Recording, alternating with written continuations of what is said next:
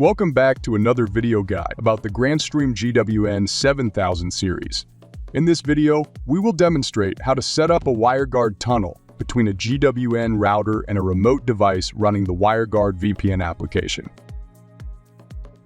WireGuard is an open-source VPN protocol with advanced cryptography. It is designed to provide better speed compared to other VPN protocols. It is also easier to configure and implement. A WireGuard connection is created by simply exchanging the public keys during the handshake phase. A remote peer can import the VPN parameters, including the public key, through generating a configuration file from the web interface of GWN7000 router. For mobile devices such as smartphones, a QR code can be used to upload the WireGuard VPN settings. To demonstrate how to set up a WireGuard VPN connection between a GWN router and a remote device running the WireGuard application, we will use the information illustrated here. First, log in to the web interface of the GWN router. For this demonstration, we will use a GWN7002 router as the WireGuard VPN server.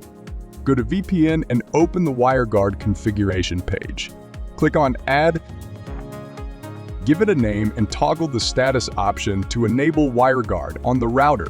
The interface option defines the WAN interface and its associated IP address that remote peers will use for VPN connection. By default, the local monitoring port for the VPN tunnel is 51820. This is the port number that a remote peer needs to use to connect to this router through the VPN tunnel. If you decide to change this port, ensure the port you choose does not conflict with the port used by other services in your network. This local IP address is where we enter the VPN IP address. Choose an IP subnet that doesn't overlap with any IP subnet that is configured on the router or used by the remote peer. For this configuration, we will use this IP address with the following subnet mask. The destination option allows you to select the local subnets as well as the interfaces that a connected peer can remotely access through the WireGuard tunnel. For instance, if you need to limit access to only the VoIP VLAN through the WireGuard tunnel, simply check VoIP VLAN and leave the other VLANs unchecked. This way, connected peers through the tunnel will not be able to access or talk to devices in the other VLAN. A private key is automatically generated together with an associated public key. The private key should not be shared and should always be carefully stored. If the private key gets compromised, you can use the one-click generation function to generate a new private key with a new public key.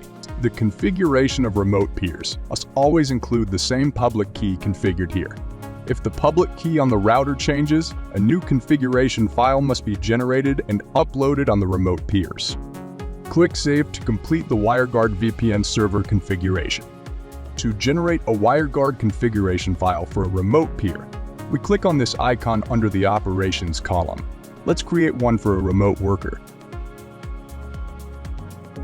Set the status to Enable, and as shown here, the router will assign a VPN IP address from the range we defined earlier under the server configuration page.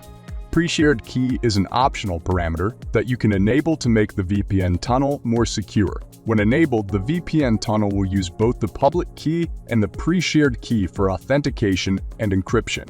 We will just keep it disabled for this configuration. Something to note is that WireGuard configuration does not require setting up the security parameters for the VPN tunnel because they already come predefined and embedded.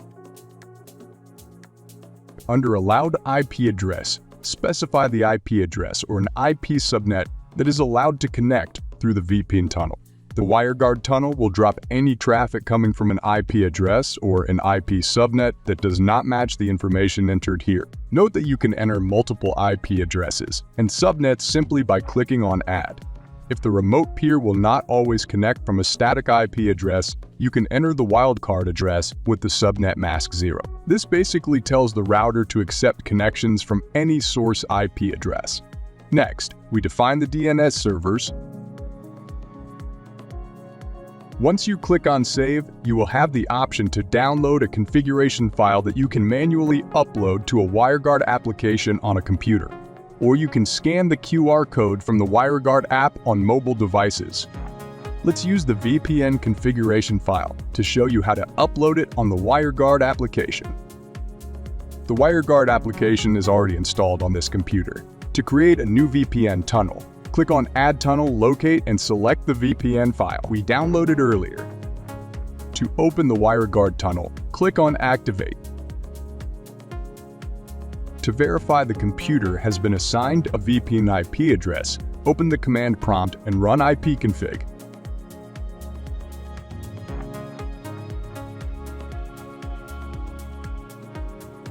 You can also verify the VPN connection by pinging a device in the local area network.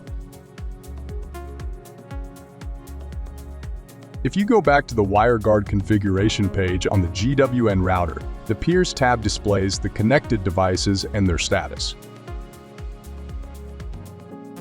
This concludes today's video guide about the configuration of a WireGuard VPN tunnel on a GWN router. Thank you for watching.